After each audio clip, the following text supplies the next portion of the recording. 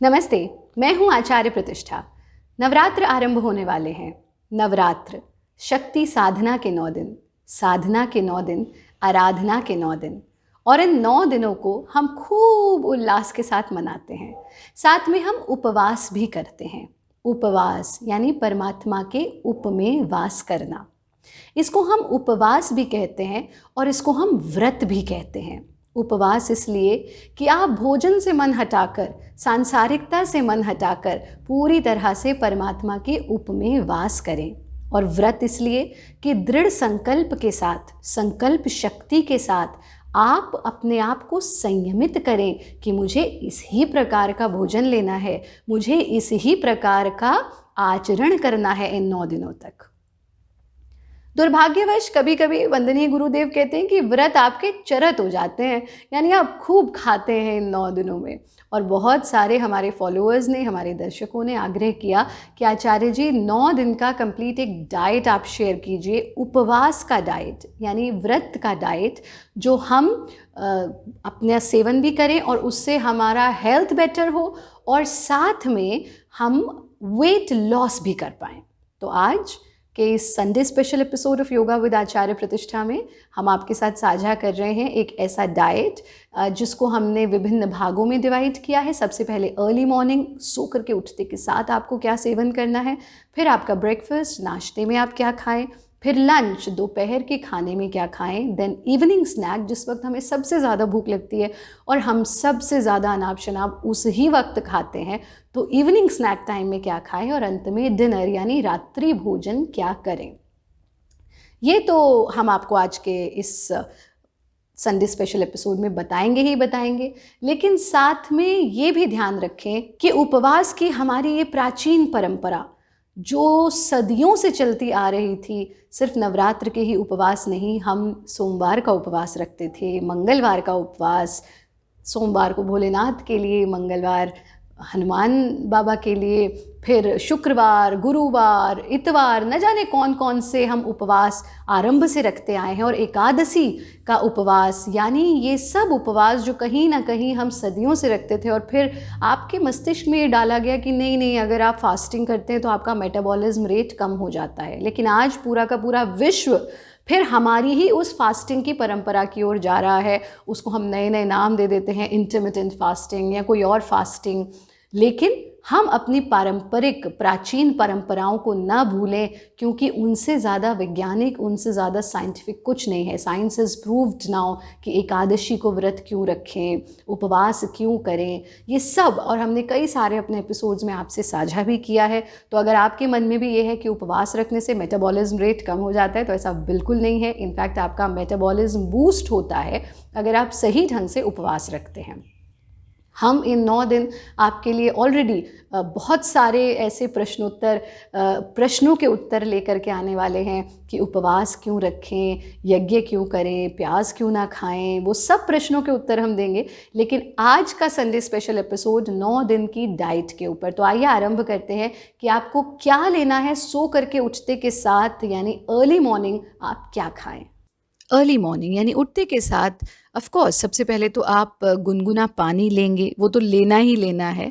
और गुनगुने पानी, जिन लोगों को नींबू पानी सूट करता है सुबह, वो नींबू पानी से अपने दिन की शुरुआत करें। अब हम आते हैं अर्ली मॉर्निंग आपको क्या लेना है। आप रात को किशमिश लेकर के 1 ग्लास या 1 कप पानी में भिगो दीजिए और सुबह को इस पानी को पी लीजिए। ये आपके हीमोग्लोबिन लेवल को भी बढ़ाएगा। और फिर आप 4 सोक्ड आलमंड्स के साथ ये जो पानी में भीगी हुई रेजन्स थी उनको खा लीजिए। अब हम आ जाते हैं ब्रेकफास्ट पर। ब्रेकफास्ट में आपको हम कुछ ऑप्शंस यहाँ पर दे रहे हैं, उनको आप अपने डेज में डिवाइड कर सकते हैं। पहला ऑप्शन है बोल ऑफ फ्रूट्स, आप अपने दिन की शुरुआत फल खा करके कर सकते हैं। दूसरा ऑप्शन है ग्रिल्ड या रोस्टेड पनीर। तीसरा ऑप्शन है बोल ऑफ फ्रूट कर्ड, दही और फल।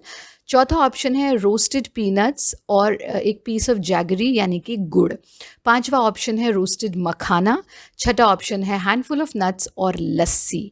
और सातवां ऑप्शन है 1 ग्लास दूध और साथ में 2 केले। ये सारे ही ऑप्शंस बहुत ही हेल्दी हैं, फैट फ्री हैं, और आप उपवास के समय इनको बनाने में भी आपको समय नहीं लगेगा और आप इनका सेवन करेंगे तो आप हेल्दी रहेंगे।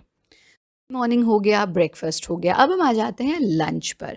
लंच के ऑप्शंस कुछ इस प्रकार से हैं कि आप कुट्टू का आटे की रोटी, 2 रोटी और लौकी की सब्ज़ी। दूसरा ऑप्शन है सिंगाड़े के आटे का चीला और कद्दू की सब्ज़ी। तीसरा ऑप्शन है समक के चावल की खिचड़ी आप बना सकते हैं।